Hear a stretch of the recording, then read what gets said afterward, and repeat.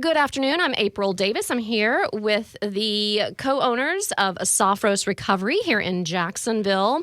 And I'm here with Erin Moran, Nick Padlo. Erin has a long history of being a mental health counselor, a certified group practitioner. She does originate from New York, and she's been here for quite some time. She actually was at UNF at the counseling center there, and she moved on to Lakeview Health and was a clinical manager there, and then helped folks with all sorts of addiction, including eating disorders. And Nick is here with us as well. He's the CEO of Sophros, and he is a native of Jacksonville, so he got here after his time at West Point. He also served in the military and was in the U.S. Army. He spent 27 months in combat operations. He was in Afghanistan. He was also in Iraq. He earned the Bronze Star and Combat Action Badge. And so he also has moved on from that. He also has personal experience with substance abuse and depression, anxiety. So that is what led him to this mission. I just want to welcome you both here today. Thank you. Yeah, thank you. So, this is a natural topic to start with, obviously, to talk about, how do you even know? Some people may go through life and substances, alcohol especially, are such a normal part of everyday life. How do you even know if you have an issue? Yeah, I mean, it's a question that we get all the time at Sophros, and I often tell people it might be the first time you ask that question. That makes sense. It's kind of asking yourself that question. You're saying, do I have a problem? And it's like most people that don't have a problem never even ask themselves that question. And so I think that's kind of a first leading indicator that it might be time to talk to somebody. That's a good red flag, right? And of course, there's alcohol, and some people may think, oh, well, if I'm doing drugs at all, maybe that's an issue. But of course, marijuana has become commonplace in our society as well. I mean, not that it hasn't been around forever, but now it's legal in so many places. What kind of questions are you faced with, Erin? Yeah, I think you bring up a point that a lot of substances that people struggle with are legal. People are prescribed pain medicine by their doctors. People go through a surgery and get that and maybe start to experience some euphoria, some wanting to continue with that. So it's something that starts off innocent and then eventually increases to not being that way. That can be marijuana. People are prescribed Adderall for ADHD medications. People are prescribed benzos for anxiety. And some of these things can start off with really innocent intentions. However, it progresses to becoming more of a problem. Our life starts to give us indicators that this is not going so well. Right. So the word normal, I know, what is that, right? Like, what's a normal family? Who's a normal person? But obviously that is a natural question for people to ask when they're coming in to either get help or just trying to figure out if they need it. And it's different for everyone. What is normal use of a substance? Yeah. Big question. I think normal use of a substance is marked by a couple of things, and you almost have to look at what's not normal to really understand what normal is. And so, when we start to get into something that might be overuse or misuse or problem use, what we start to see is negative repercussions from using this substance. Right? We're not getting to work on time the next day. It's starting to impact our relationships. We're starting to see some negative consequences, be they legal or whatever they might be. And I think there's a misconception that, you don't have a problem unless you've hit rock bottom and you no longer have a house and you no longer have a job. And it's like, well, let's not get to that point. Right? Why are we even flirting with that line? When we start to see something have some small negative repercussions, it's like, okay, now I need to take a look at this because this relationship that I have with this substance is no longer suiting me. Right? It's no longer healthy. I'm going to jump in and sort of say, using substances, it is pretty normal. Hearing, talking about wine moms or talking about, I'm going to pour myself a cold one. I've earned it. I've had a hard day, a hard week. Happy hours. It's something that is so common to have a drink to relax. I've had a stressful day. Let me have a drink. That is something that's so common to most of us. And so what we're trying to say is, okay, when it starts to become a thing that we are wanting, we're needing, we're craving, we're planning for, and the use starts to increase, or the consequences that Nick said starts to increase. So it's hard to decide what is normal use. It's when it starts to cross that threshold. And I think for me, in my own journey, just using myself as an example, it started off with this realization that I could have a couple drinks to take the edge off, right? And so even though there were minor and small things, I was using alcohol and I was using substances to address an emotional problem and something that I was struggling with in my life, right?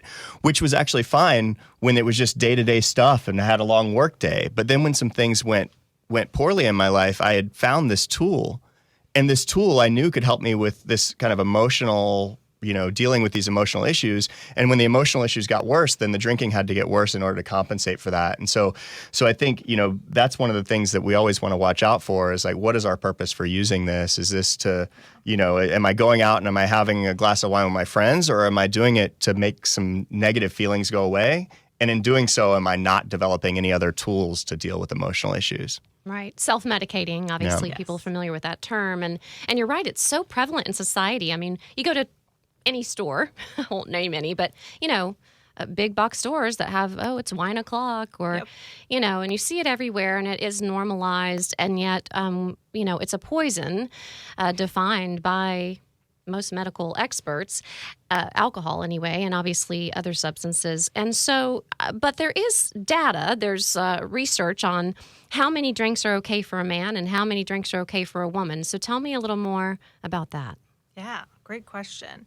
So it's technically defined of if you're looking for numbers of what might be constituting a problem, it is 4 or more in a day for men, and it's 3 or more in a day for women, or 14 per week for men, 7 per week for women.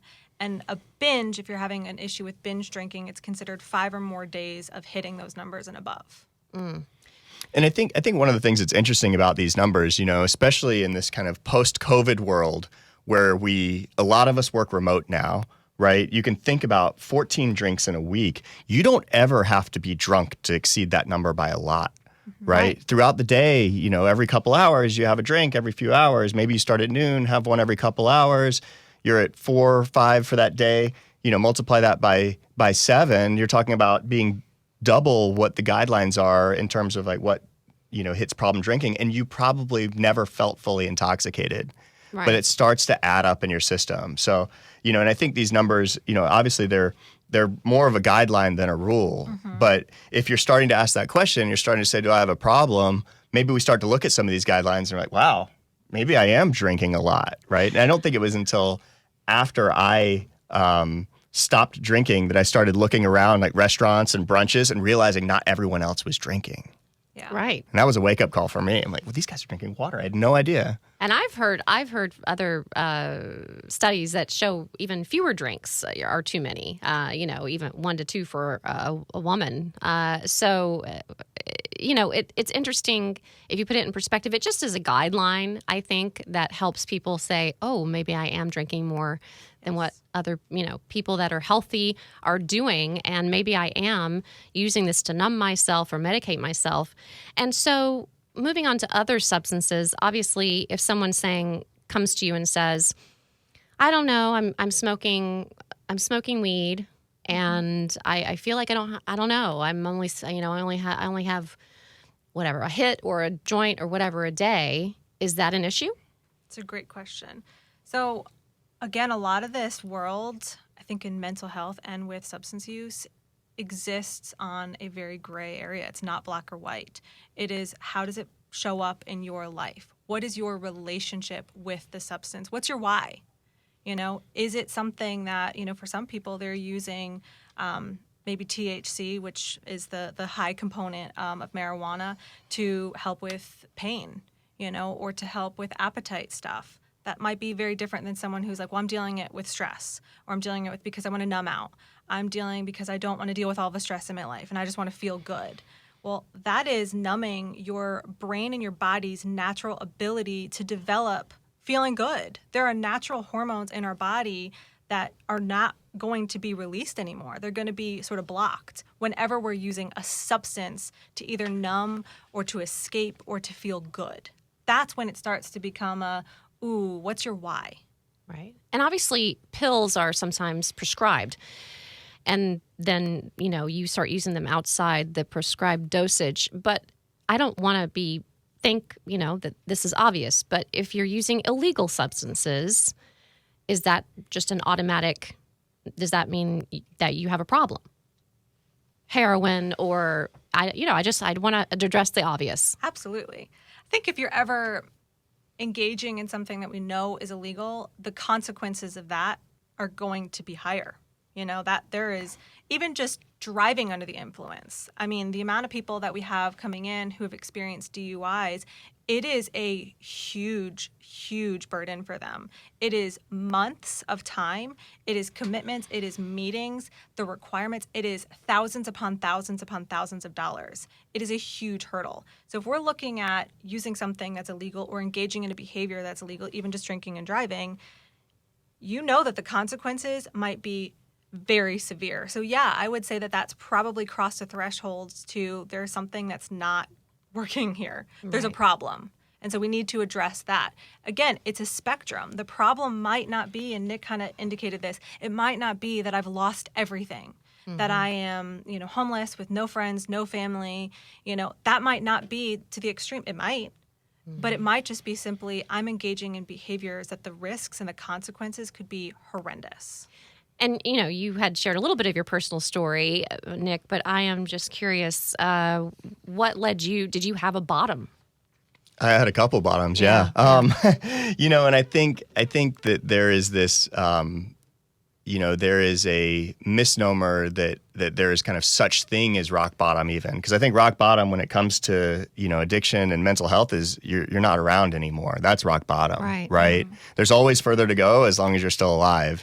But I certainly got pretty low, it got to the point where, I was running this business that was not this one, the previous business that was by all means very successful.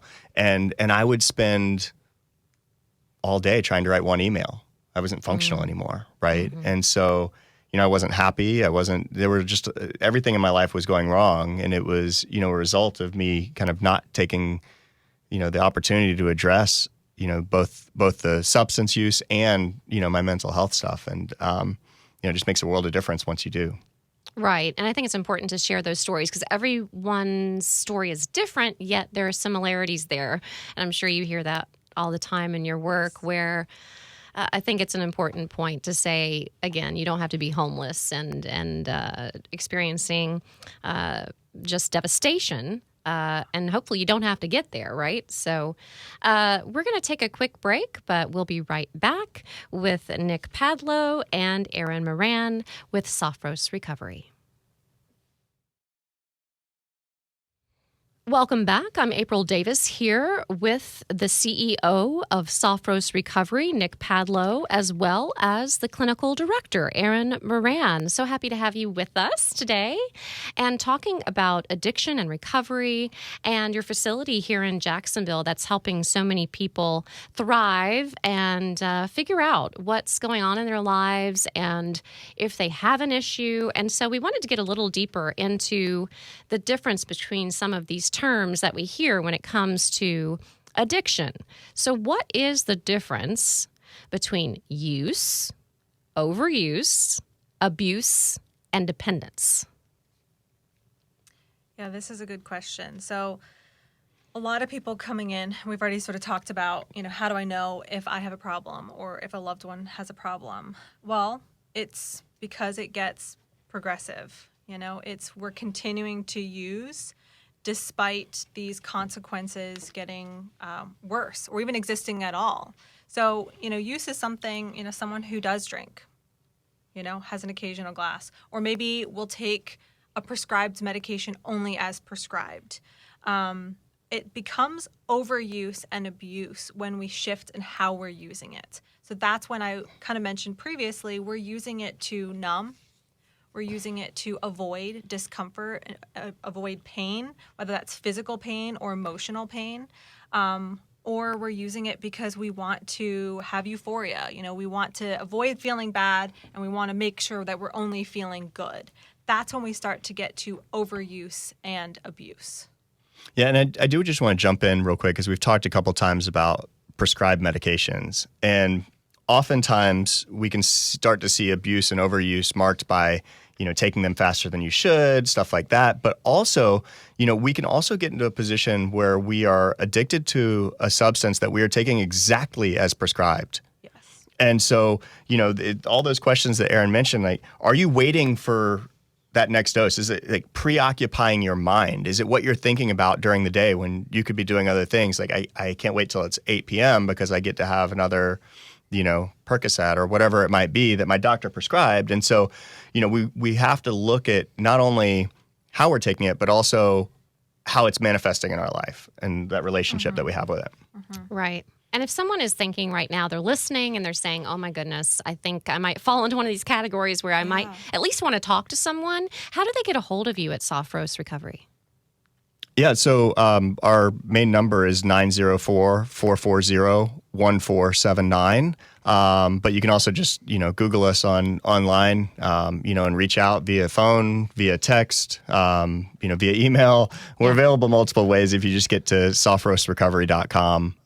And, we're happy to talk with people. We a lot of the people that call us, they don't know what they need to do, right? They're just reaching out because they have these questions. And so, we're here to help them with that, whether it's saying, hey, you're probably okay, you just need to curtail your use a little bit, or maybe you should see a therapist, or maybe you should come to our program, or maybe you should go to a higher level of care, right? Whether that's detox or residential treatment.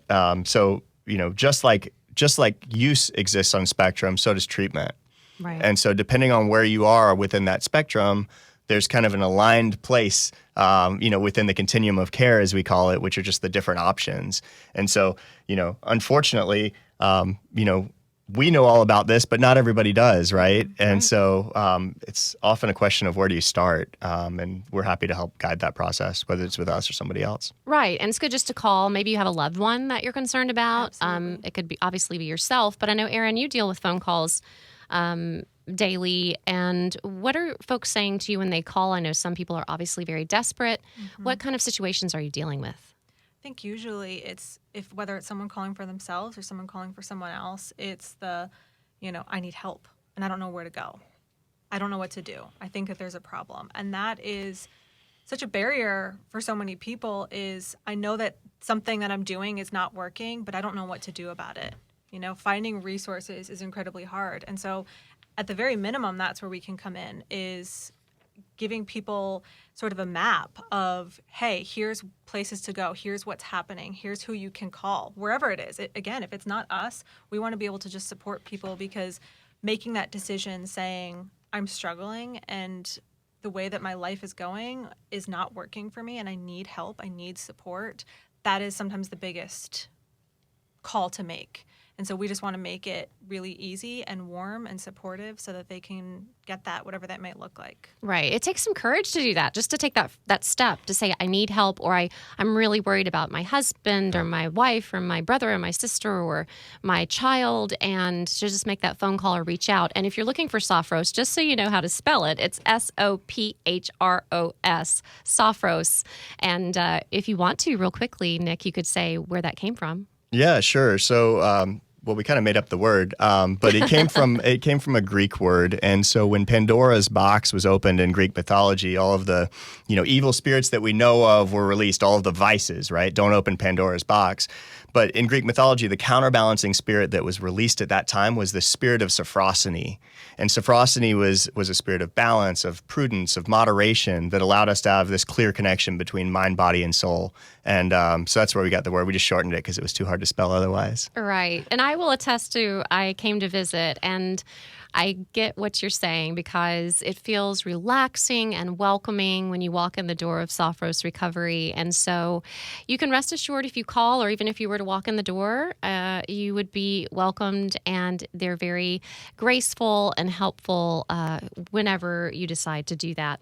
So we want to get back to use of substances, and how would you know if you have an issue? So what are some common behaviors and warning signs for addiction? Yeah, so I think there's several, and Erin and I will probably just go back and forth a little bit here. But one of the things that we start to see is this kind of increased stress in relationships in our life, right? Whether that's with our family members, whether it's with our loved ones, we start to see some increasing tension. And that can be manifesting from a number of different reasons, whether it's the use or whether it's a resulting struggle with depression and anxiety as a result of the use. But just this kind of inability to regulate our emotions with others the way that we used to. Another one I think is just kind of a logistical one, which is being late to things, calling in for work, right? Sleeping in later. And we start to see this kind of lethargy come in, especially with alcohol. I think you start to see that a lot. Erin, do you have anything that comes to mind? And the same part of that is, you'll notice a shift and a change probably in your mood. There's a lot more irritability, impatience, a lot more low mood. We know a lot of people feeling very hopeless, very stuck. That's that part of, okay, I know something's not working for me, but I don't know how to change or how to stop. That's another thing is, okay, something isn't working and I don't know how to do it on our own. And that's a big part of it is that we can't. We are social beings, and addiction thrives in secrecy, isolation, avoidance, and shame. Those are the ingredients that it marinades in it. And so really the antidote to that is, the recovery ingredients are openness, vulnerability, honesty, and connection with others. So that's the part of we have to have a community. We have to have other people who are going to hold us accountable, but also hold us in support as well. So that's where we come in, is to help hold and to also help provide tools and strategies to start to shift our behaviors, to start to shift our negative thoughts, to start to develop healthier coping skills of navigating these life stressors. Yeah, and I want to go back to something Erin said too. She mentioned isolation. And, I think if you were to ask 100 people who have had a problem, 95 of them would describe this the same way, which is when I started drinking or when I started using, I was doing it with friends. I was doing it at parties. I was doing it in Vegas. This was what it looked like and how it manifested. By the end, I was doing it in my closet by myself. Right. And so, I don't think that's the first sign of a problem. But it's certainly a big, giant red flag, right? And I know the old adage, never drink alone, right? But it just becomes more and more inward and less. I'm no longer drinking as a result of being happy. I'm drinking now, or I'm using now, not to feel bad. Yeah. Right. And so, I think that's that shouldn't be a yellow flag warning sign. That's a big flashing red one, right? But I still think we miss it a lot. Well, yeah, and that's a good way to figure out maybe I do have an issue. I mean, during COVID, that definitely brought some of these issues out. If we were able to avoid it because we were able to go to work, or we were able to keep busy doing other things, and then we found ourselves alone with ourselves, and having to really think through. Maybe you didn't have childhood trauma. Maybe you had what you consider, talking about normal, a pretty normal life, but. How do people realize, listen, I don't think I have any major problems, but I love it. Right? But Yep. I'm drinking a lot, or I took 3 pills instead of the one I was prescribed. So I'm guessing you have stories like that, Erin. Yes, as you see me smiling and smirking here, that is one of the most common things that I hear of people saying, well, my life is good, or I don't have trauma, or I don't have all these things. And I think in a later series, we're going to go more into trauma and understanding it. But humaning is hard. That's one of the things I say to people. Humaning, yes. Being a human is hard. And sometimes we all struggle in different ways. And so using substances works. Otherwise, no one would use it. No one would use substances if it didn't work. However, there are consequences to it. And so that's where we come into, there are other ways of navigating it that can feel really good, can feel warm. And so, yeah, we need that support. We need those coping skills. We need those tools to learn how to human in a healthier and a more balanced way. Balance is one of my favorite words. Mind, body, spirit, all of it. Balance. Yeah, and I think, you mentioned family members earlier too. They have a tendency to start to see these warning signs before we do ourselves. And so one of the things that that we always get is we'll get a family member who's saying, I'm really worried about this person. They're struggling, but they aren't quite convinced yet, right? Because I haven't lost my job. I haven't lost my family. I haven't gotten a DUI. I haven't this. And we always say all of those things, once the warning signs start showing up, all of those things are yets. Right. They're yets. Yeah. I haven't lost my job yet. I haven't lost my family yet.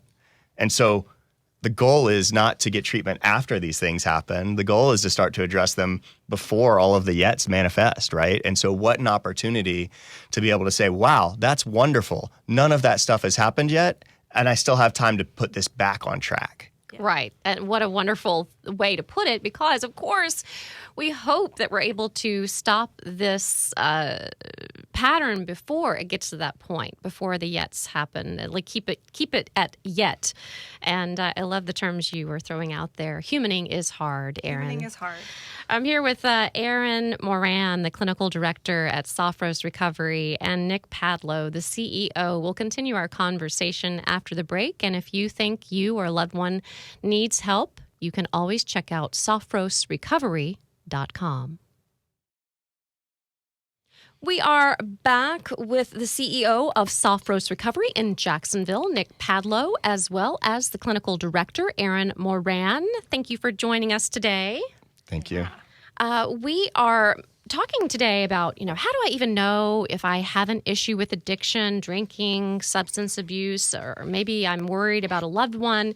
And so how do we figure that out? So we've talked a lot about the warning signs and what to look out for.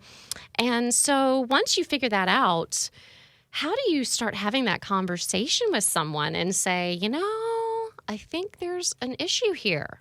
Yeah, and I think, even before that, we talk a lot at Sophros about relationships and about communication. And so much of being able to navigate these difficult conversations is like, how have we established trust in this relationship, right? Are we having vulnerable and open conversations anyway? And if so, it becomes a little easier, still hard. But I think, one of the things, and I'm going to steal Erin's line here, one of the things that she always says is, if there's something in the air, just bring it into the room. I have the conversation. The hardest part of having the conversation is having it, right, when it comes to this. It's not whether or not you get it right or wrong. We'll talk about how maybe to get it more right than wrong. Right. But the reality is just having it is more than 8 out of 10 people are going to do, at least until it's blaringly obvious, right? And so I think like having that conversation and being willing to commit to do that and to have other vulnerable conversations within our relationships is, I think, one of the keys here. Well, because I would say that's a sign of love. Right? I mean, that just means you care about someone.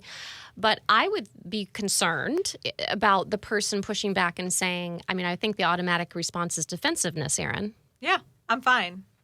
That's right. That's a go-to easy one. And it's not about, we're not trying to convince people. We're not as a family member, but it's about willingness to have that conversation and saying, I care about you and I'm worried about you and I'm seeing these things. A person is going to come to that decision and they're aware of it. They're aware, even if it's tucked back in the back of their head, they're aware that something might not be working. And it's just a part of saying, I see you. I know that it's happening. That's why I say when we bring it into the room, it's no longer hidden anymore. It's no longer this thing that we're having to tiptoe around. So just kind of creating it, putting it out there is just saying, we're going to continue to look at this in a loving way. The defensiveness is going to come because there's oftentimes so much shame. Shame is that's one of the ingredients that I mentioned previously. Shame is something that we don't want to admit that there's a problem because then I've probably hurt someone or then I have to do something about it. As long as we're just saying, I see you, I'm worried, I'm concerned, and I care. Sometimes that's it. Okay. I want to give our listeners a practical conversation, some tools. But first, let me give you the phone number in case you are thinking you might have an issue, you're concerned about a loved one like we're talking about right now. For Sophros Recovery here in Jacksonville, the number, get your pen or pencil ready, 904-440-1479. Again, 904-440-1479. You can also find them at sophrosrecovery.com. And you say most people end up giving you a call when they have concerns because I'm sure at that point in time, you really need someone to talk to. Absolutely. Yeah. And I think, and I would say, at least 60% of the people that call us are family members. So this is not this isn't a theoretical or hypothetical situation. This is really what happens. And, a lot of them, have family members that potentially they haven't kind of admitted to themselves or are willing to open up about the fact that they might need help. And so this really is a question that we get a lot. And I think, as Erin said, it's so important to approach this conversation from a stance of love and not shame or blame. As someone who has struggled with, drugs and alcohol in my life, we do a great job of shaming ourselves. Yeah. Like, regardless of whether or not it's obvious to the friend or family member, you can assume that this person is already shaming themselves. And so as soon as they see even a hint of that in the conversation with their loved one, the reaction is going to be defensiveness. And so using those I statements instead of the you're drinking too much, you need to quit using, XYZ drug, you're overusing your prescription, that's all going to react in defensiveness, right? And so really, the process is about using I statements and then asking a lot of questions, right? What do you want this to look like? Right. Is there anything that I can do to support you? That's right? a great example. Erin, do you have specific examples? Say, I'm sure you have specific examples from your experience, but, say I have a loved one, a child. I'm sure that's a lot of concern, parents calling about their children. So do you start off, what's the first couple of sentences? Do you just say, I love you? How do you start the conversation? I think that would be a great start. Right? Yeah. And so to jump in, the I statements, what does that look like? It looks like, I love you. I am worried. I have noticed some of these patterns and behaviors, and I want to do whatever I can to support you. And I know that this is hard. I know that I don't necessarily want to say I know that you're struggling, but you can say I know this is hard, and I want to do whatever I can to support you. And a part of that means I'm going to have hard conversations. Part of it means I'm going to be willing to let you be maybe annoyed at me for having this conversation, and that's okay. And then how do you introduce them to get folks into your facility? How do you take that next step? Yeah, so I think anytime we can kind of lower the bar to what we are making someone commit to at first, right? So you get small commitments, right? And so instead of saying, my loved one needs to admit that they're an alcoholic, right? All you have to do is say, do you feel like your relationship with alcohol is healthy right now? Right? And so we're taking that bar down. And then we're saying, you need to go get treatment. We're not saying that. We say, hey, would you be willing to go talk to someone?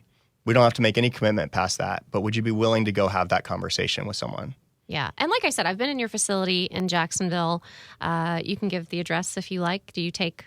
It's 2511 St. John's Bluff Road. So we're basically near Town Center Mall on St. John's Bluff between Beach and Atlantic. Excellent. And so I've been in there. It's very peaceful. It's very welcoming. So if, you decided to go by there and just kind of check it out and say, okay, is this right for me? It is not an inpatient treatment, correct? Correct. Outpatient only. Mm-hmm. And so you can give them a call, like they said, baby steps, and figure out, okay, 1, do I have an issue? 2, what would be the treatment plan? And you guys go through that situation with them and really figure out a good formula for very specific to each person, right? Yep, absolutely. That's one of the things that, I am the biggest on. I want it to be what each individual client needs, and that's going to look different for everyone. Some people are going to have a lot of stressors, and they might need more time and more, TLC and support. Other people might just need kind of that really solid foundation, and, we can set them up then with a therapist out in the community once they're done with treatment.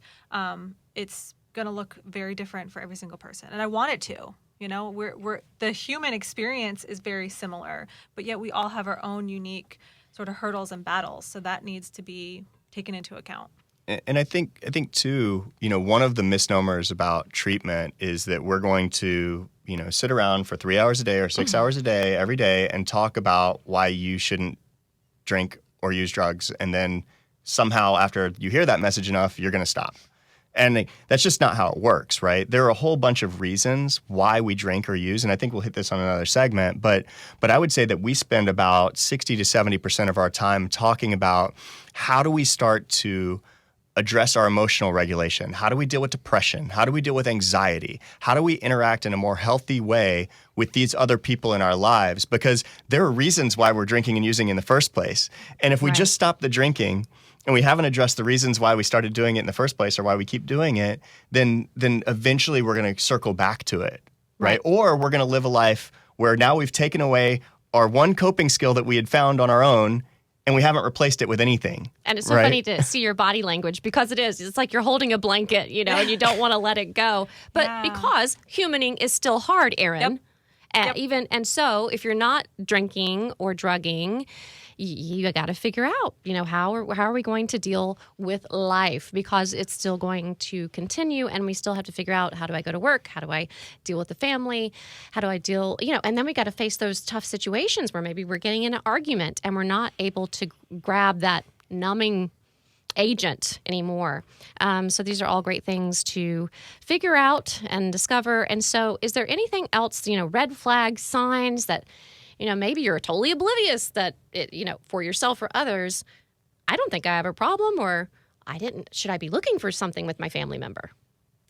I think a great question is either to ask yourself or just a hypothetical to ask a loved one is, what would it be like if you could never use that substance ever again? Mm-hmm.